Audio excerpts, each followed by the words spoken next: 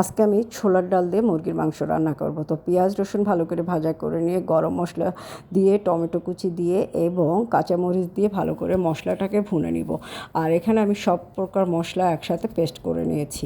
তো সব মশলা নিয়ে একটু পানি দিয়ে দিলাম। মশলাটা কষানো হয়ে গেলে মুরগির মাংস, আলু এবং যেটা আমি সিদ্ধ করে নিয়েছি ছোলার ডাল, সেই সিদ্ধ করা ছোলার ডালটা এর ভিতরে দিয়ে দিলাম। সব কিছু ভালো করে কষিয়ে নিয়ে গরম পানি দিয়ে এটাকে আমি আবারও একটু তেলের পরে বাগার দিব। তো তেলের পরে বাগার দিব হচ্ছে শুকনো মরিচ এবং পেঁয়াজ ভালো করে তেলের সাথে ভাজা করে নিই। এটা একটু বাগার দিব। নামানোর আগে গরম মশলা এবং জিরা গুঁড়া সাথে একটু কাঁচা বাটা গরম মশলা দিয়ে দিব। তো হয়ে গেল আমার ছোলার ডাল দিয়ে মুরগির মাংস রান্না করা।